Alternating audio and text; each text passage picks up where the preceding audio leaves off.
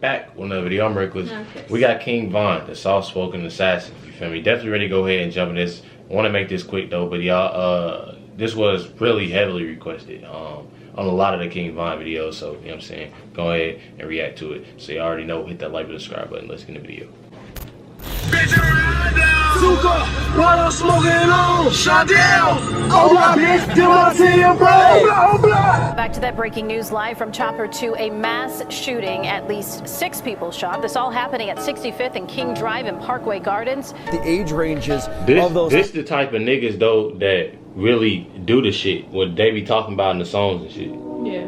You know what I'm saying? Because there's a lot of niggas out here that just be talking that shit and not doing shit. 14 People ranging from 14 to 23 years old. to 23. His name is Davon Bennett, aka King Von. He's been on the street for too long. I want him What's off that nigga the name? street today. Davon Bennett? aka King Von. He's been on the street for too long. I want him off the street today. You guys ready? Ready, sir. Let's do it. Alright, so probably the person that I get the most requests to do a video on, and the rapper I've been rocking with for a while now is King Von. No doubt the most demonic figure that's come out of Chicago since the drill music wave in the 2010s. Fans are really enamored with his storytelling and music videos, but for the life of me, I don't know how King Von is a free man. I mean, bless him, all blessings to him. He's somehow been able to 2C slide and dodge every single case that's been thrown at him since he was 15. And while his partner Rondo was toting a bazooka on the gram, King Von was on Twitter arguing with a mortal enemy over how many bodies they each got. And this was trolling the fuck out of the police, right? They couldn't stand it. See, in Chicago, only 20% of murders ever get proven, 80% go unsolved. 20 years for the murders, plus the gun enhancement law, that's 21 years. So that's 41 years just for the murder. And I got 2 attempt murders. And you beat all those charges. You were acquitted. Yep, I don't play. Now, we're gonna get into all this, but before we do, let me show you my song of the day. This is Mark Battles. Let's go. Ain't been happy in a while. I be staring in the mirror trying to force myself to smile. Can't keep blaming everybody. People do what you allow. And don't ask me how I feel, cause I'm responding back with how. How the fuck I'm supposed to feel when all my friends turn they back? How the hell I'm supposed Who this nigga? That's his song back in the day, I guess. I don't know. Oh, I thought this nigga had something to do with King Von. So he don't? No. The nigga don't. In order to understand this story, we gotta go to Chicago, more specifically the Parkway Gardens in the South Side, but you probably know it as O Block. Now, not only is this the home of Chief Keef and King Von, it's also the home of the former First Lady, Michelle Obama, who, when she looks back at her experience, says it was never as bad as it is now. The area has always been a huge war between 2 factions, the BDs and the GDs, and this war has been going back since at least the 90s. Nigga, that's right next door to each other. Literally. Damn. And this war has been going back since at least the 90s. But back then, there was more structure, it was organized, and it was mostly a battle over drug trade. The BDs controlled a massive 16-story housing complex just 2 minutes away from O Block, posting snipers on the roof to protect their drug dealers. Lookouts were equipped with night vision goggles, and the entire organization was pulling in $300,000 a day for damn near 15 years. I've never known niggas to wear night vision goggles unless they was in the army. Yeah.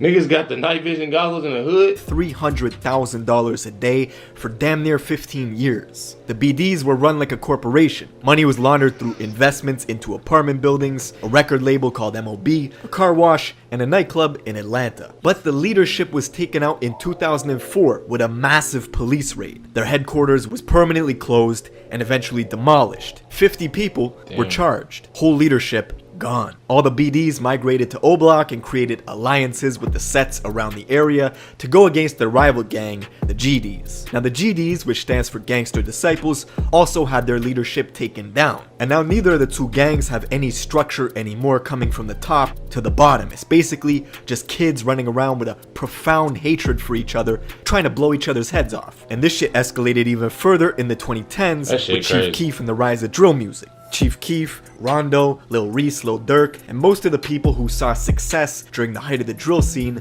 were all black disciples. The gangster disciples had very little representation in mainstream music. Their most notable figures were FBG Duck, Lil J, Lil Jojo, so the fact that Chief Keef and O-Block were able to control the airwaves and the popular sound made it so they could put super disrespectful lyrics towards the gangster disciples in their songs, and it would become mainstream. The best example is Tuka.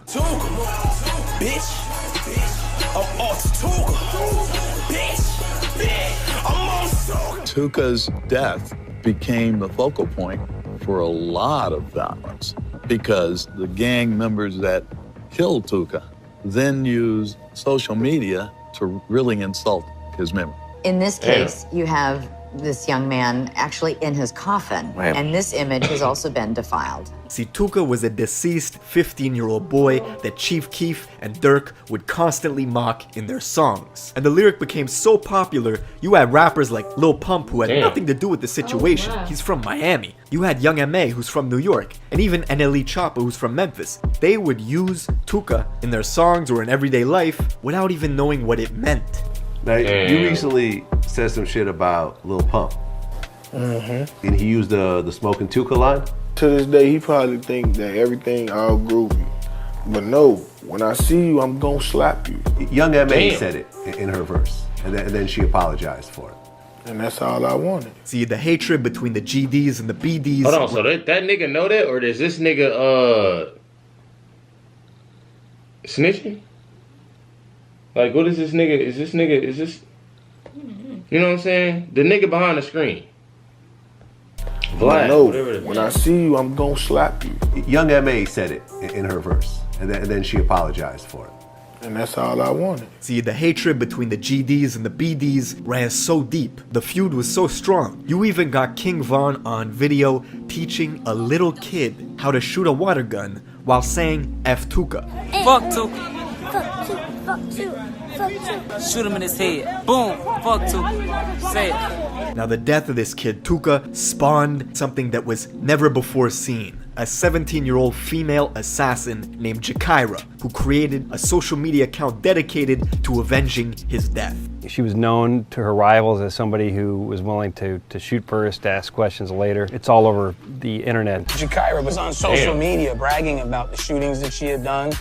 She was proud, and she let everybody know. She was very quick to let you know that she was violent and that she was not afraid to shoot somebody. It was said Jakira was responsible for at least 15 shootings before she herself was eventually killed. Afterwards, a 4chan user hacked her Twitter and leaked DMs showing her and King Von had this weird back and forth where King Von was attempting to romance her in like a mocking way. I don't know, maybe it was real, despite the fact that they were both rival gang members. And she didn't like dudes, she liked girls. But reading the tweets and listening to his interviews, you could tell King Von is a clever, smooth talker, right? He's smooth, but he's also a goddamn demon. A blood trail seems to follow him wherever he goes. And King Von was becoming an infamous figure in the Chicago PD briefing rooms. Oh, they hated him. Police would bring him in for an armed robbery charge, possession of an illegal firearm, and they had suspicions of other stuff that they could never prove. One murder of a kid named Modell, allegedly, according to the internet detectives on Reddit,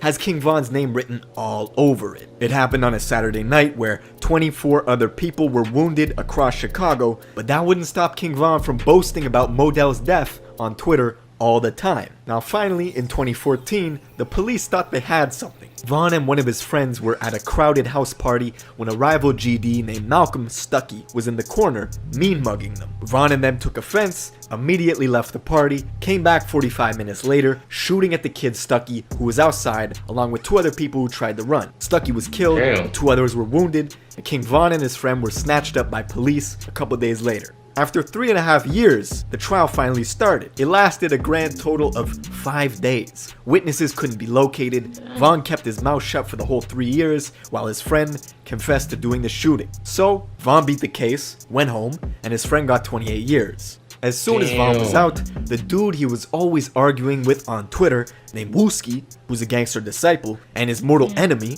was attending a funeral at the Bethlehem Star. So we know Wooski, a little bit of Wooski. All this other shit is new. Yeah. You know what I'm saying? we trying to get into the, cause nigga, I'm lost with this shit, nigga, but we here now, nigga, you know what I'm saying? As soon as Von was out, the dude he was always arguing with on Twitter, named Wooski, who's a gangster disciple, and his mortal enemy, was attending a funeral at the Bethlehem Star Baptist Church when all of a sudden, an AK-47 pistol, aka a Draco, was whipped out and started spraying into the crowd. Dozens of shots rang off, and Wooski was shot. Now he survived, and King Von was not responsible for this, but that does not stop him from mocking him every chance he gets on Instagram Live. He ain't been the same. He don't talk shit no more, nothing. I don't know what the fuck.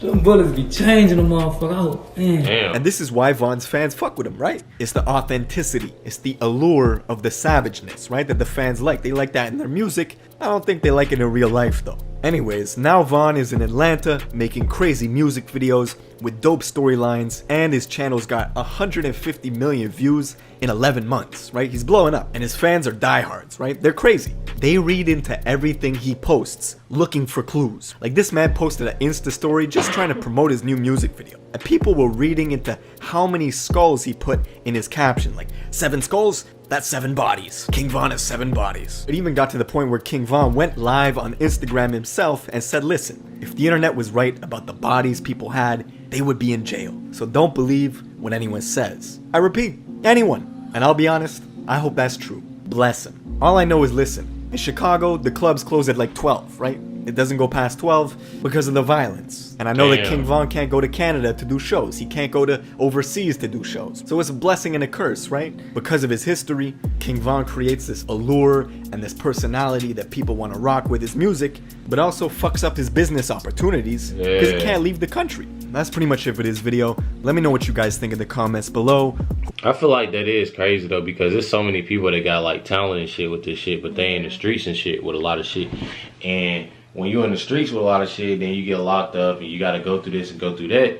It's hard for you to do overseas shit, and you got fans that's overseas. So, you know what I'm saying? It's hard, and it's you know what I'm saying? Although you got people in the States that really mess with you, it's a fat ass world. It's hella people mess with you, and it's so much, you know what I'm saying? It's boring to work, but I mean, nigga, shit, I guess shit.